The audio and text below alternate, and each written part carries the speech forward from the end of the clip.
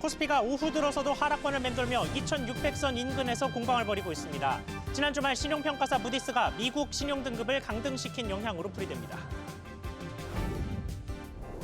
지난 1분기 코스피 상장사의 영업이익이 전년 대비 10조 원 넘게 늘어난 가운데 전체 상장사 중 75%가 흑자를 기록한 것으로 나타났습니다. 반면 코스닥 시장에서는 전체 영업이익이 소폭 감소했고 적자 기업도 절반에 육박했습니다. 서울시가 단독주택이나 빌라 등 소규모 건축물의 용적률을 최대 300%로 완화하기로 했습니다. 기존보다 한 층가량 더 높게 건물을 지을 수 있는 것으로 3년간 한시 적용됩니다. 한국은행이 내일 대출과 카드값을 합친 전체 가계빚 수치를 발표하는 가운데 금융위원회는 강화된 대출 규제를 내놓습니다. 이번 주 주목할 경제 일정들 짚어봤습니다.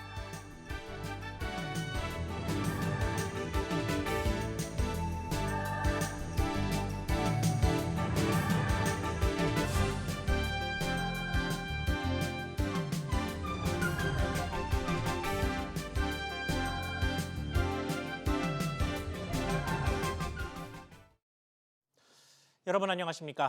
미국의 국가 신용등급 강등 여파에 주식시장이 잔뜩 긴장하고 있는 모습입니다.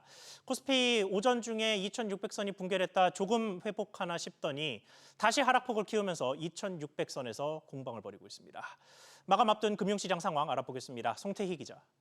네, 외국인과 기관이 수급 측면에서 동반 매도하고 있는 모습인데 미국의 신용등급 강등으로 불확실성이 커졌다고 판단한 모습입니다. 그렇습니다. 코스피가 1% 넘게 떨어지면서 2,600선 위아래를 오르내리고 있습니다. 외국인이 1,800억 원, 기관이 1,700억 원 가까이 매도세입니다. 개인이 3,400억 원가량 매수하고 있습니다. 코스닥은 더 떨어졌습니다. 1.7%가량 떨어지면서 712선을 간신히 지키고 있습니다. 반도체, 자동차 등 시가총액 상위 종목들이 미국 국가 신용등급 강등 영향을 많이 받고 있습니다. 삼성전자, SK하이닉스가 각각 2%, 3% 가까이 하락하고 있고 현대차와 기아도 각각 1.5%, 0.3% 내외 떨어지고 있습니다.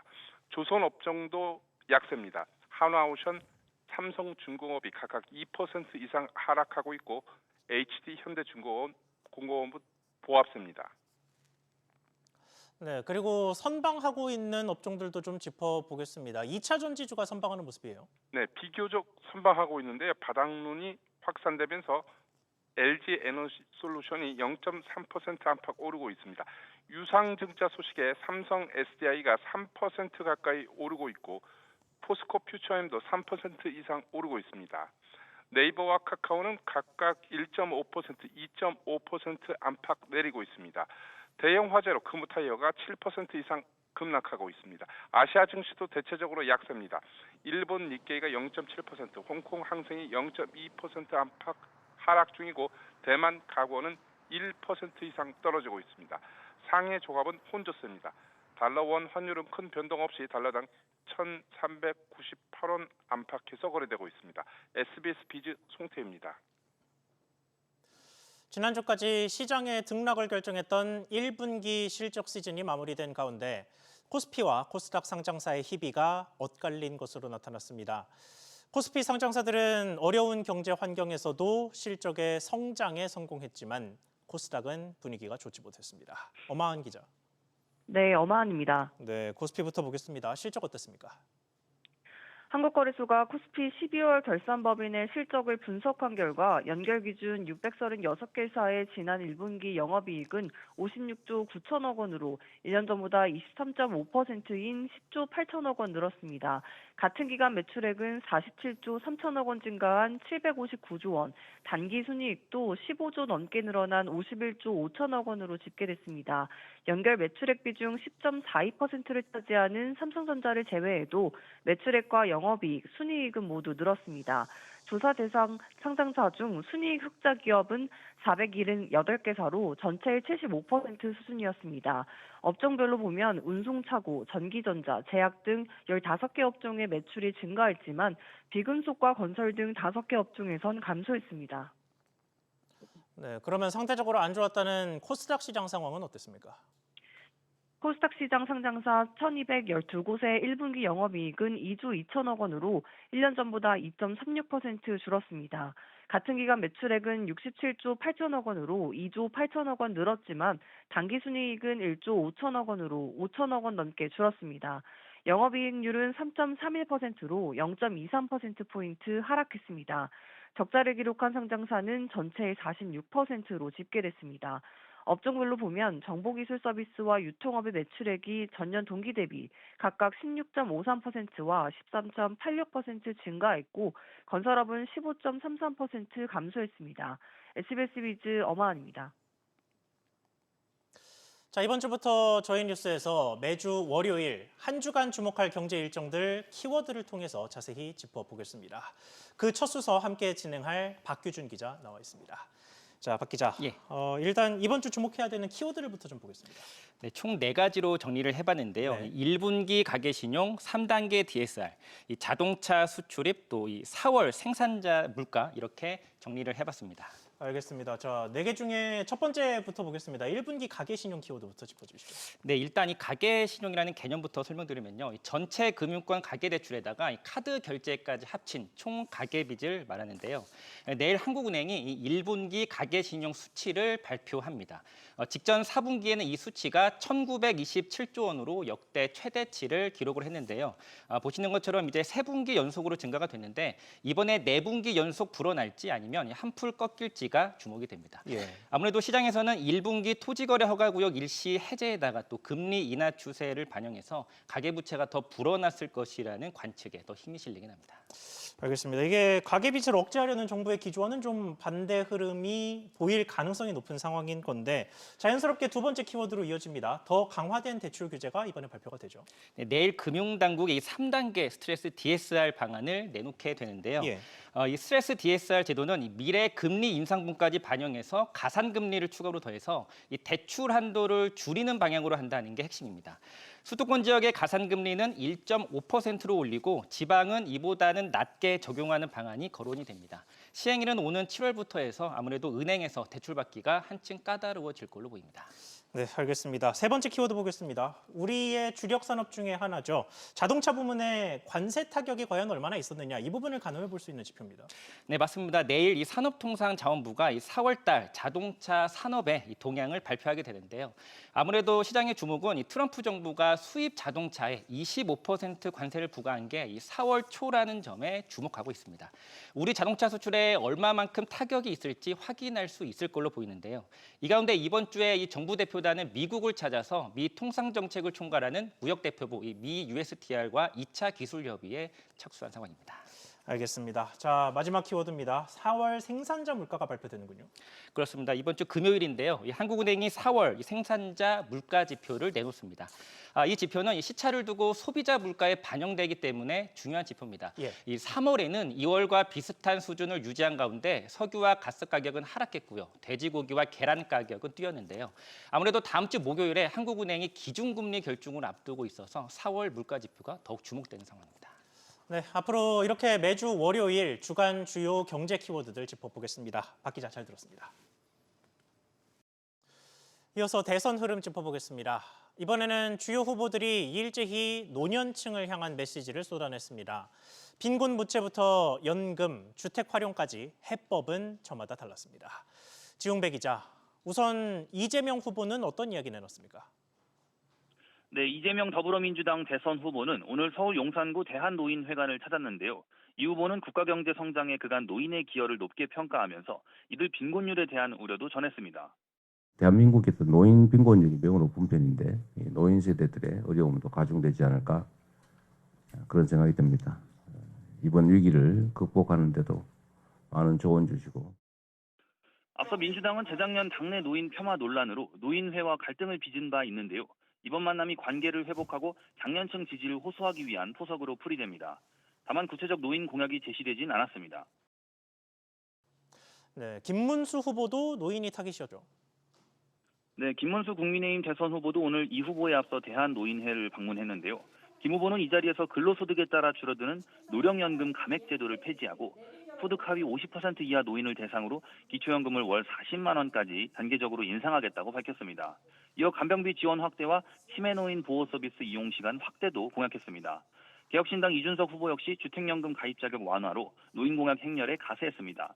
이준석 후보는 1주택자 기준 현행 공시가격 12억 원인 주택연금 가입 기준을 폐지하고 중병이나 자녀 결혼 등 목돈이 필요할 경우 최대 10억 원까지 대출을 받을 수 있게 하겠다고 밝혔습니다. SBS 비즈 지웅배입니다.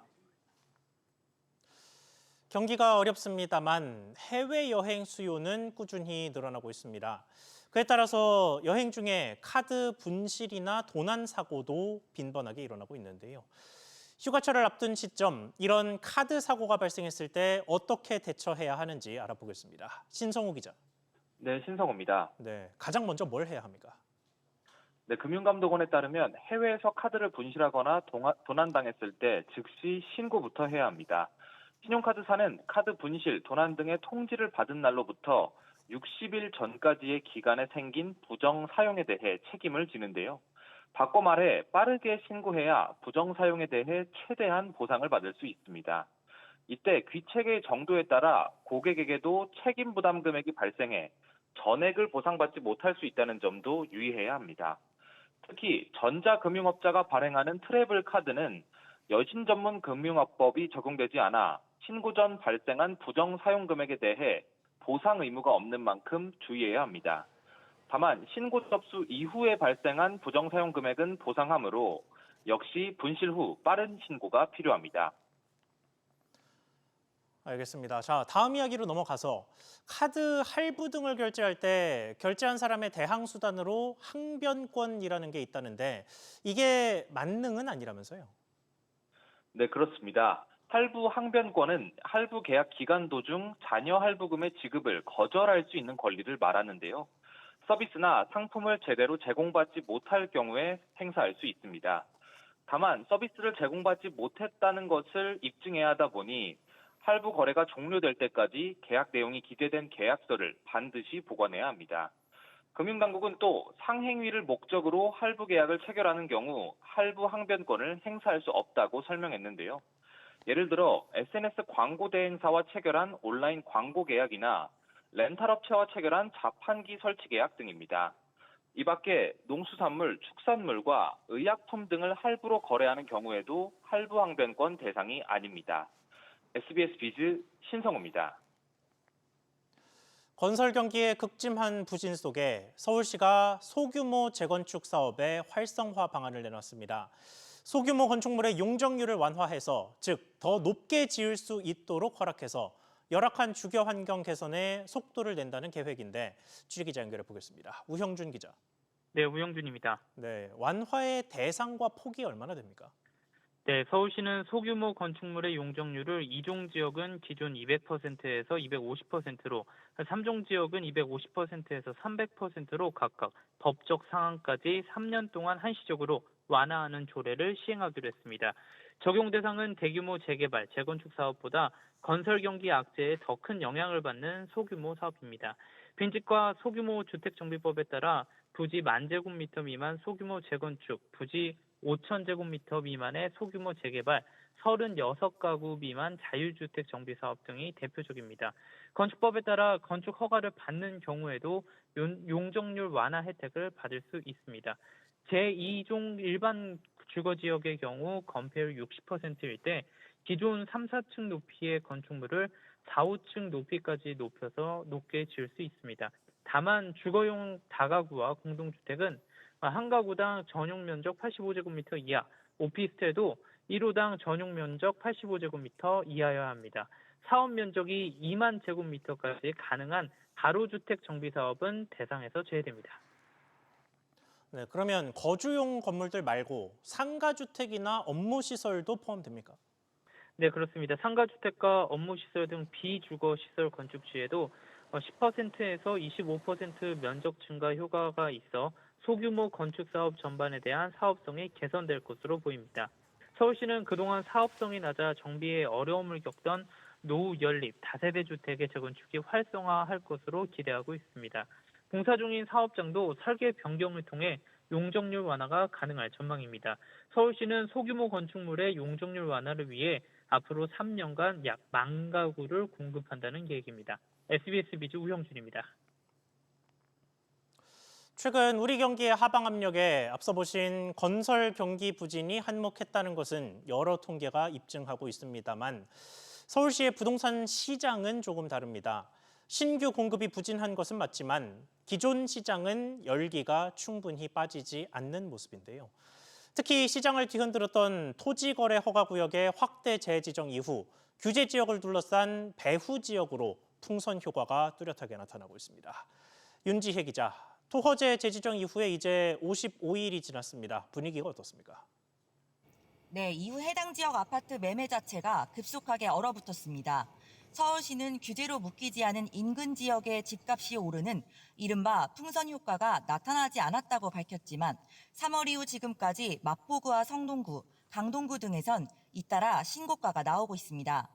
마포구에선 매매 가격이 한 달 새 2억 원가량 뛰기도 했는데 입주권의 거래 가격도 뛰었습니다. 마포자이 힐스테이트 라체이스 84제곱미터 입주권은 지난달 3일 23억 원에 거래돼 직전 최고가인 22억 원보다 높았습니다. 이 밖에 성동구, 강동구 등에서도 3월 이후 거래가와 입주권 등이 꾸준히 신고가를 이어가고 있습니다. 네, 그러면 규제를 받고 있는 토허제 지역들은 어떻습니까? 토호제가 확대 지정된 지난 3월 24일 이후 이번 달 18일까지 강남 3구와 용산구에서 이뤄진 입주권과 분양권 거래 신고는 0건입니다.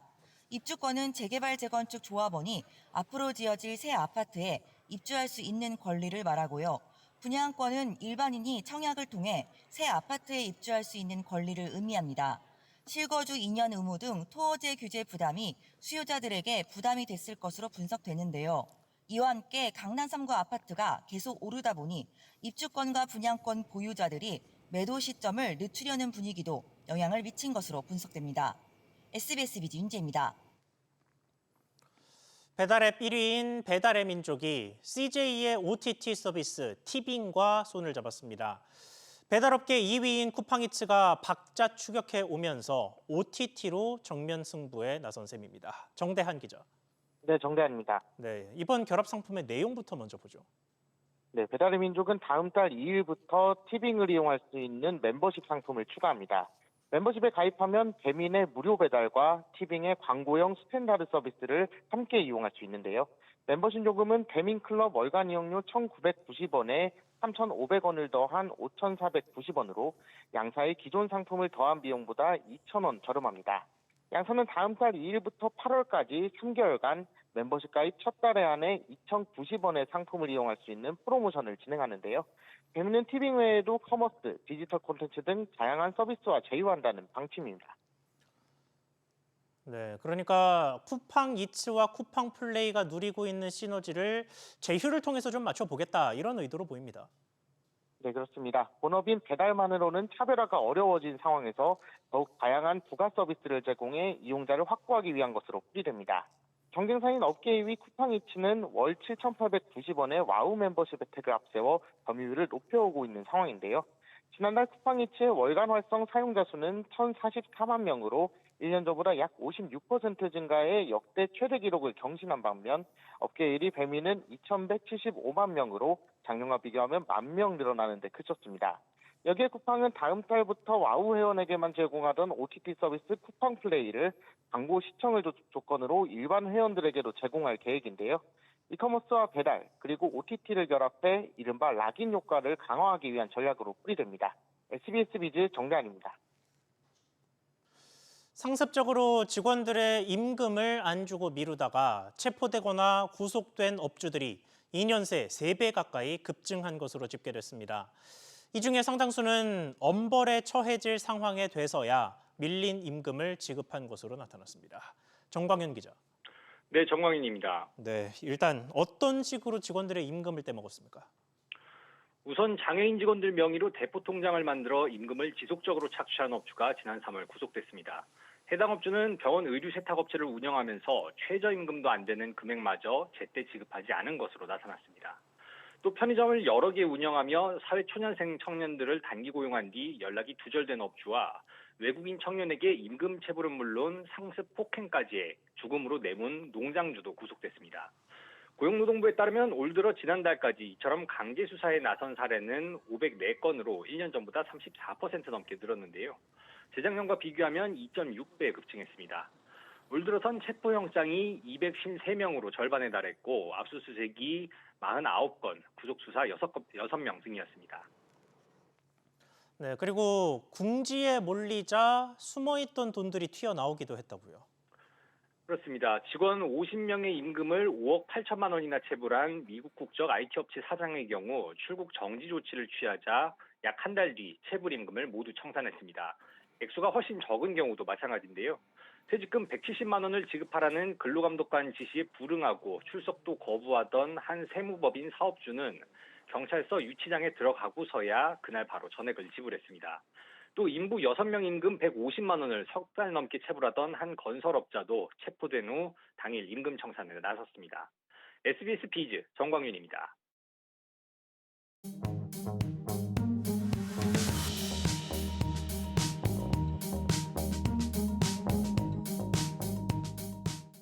안녕하세요. K웨더 공기질은센터에서 전해드리는 대기오염 예보입니다. 전국 대부분 지역의 공기질은 양호해 보이는데요. 하지만 내륙 곳곳으로는 먼지 농도가 탁한 모습입니다. 서울시 공기질은 좋은데요. 모든 지역이 미세먼지 보통에서 좋음 단계입니다. 오늘 전국 하늘 흐린 가운데 저녁에 수도권과 충북 북부, 강원 영서에 비가 내리겠습니다. 낮 기온은 서울 21도, 전주 25도, 대구 27도까지 올라 일교차가 크겠고요. 공기질은 양호합니다. 오늘 오후의 미세먼지 농도는 WHO와 환경부 기준으로 보통 단계를 보이겠고요. 계속해서 전국 공기질은 양호하겠습니다. 대기오염 예보였습니다.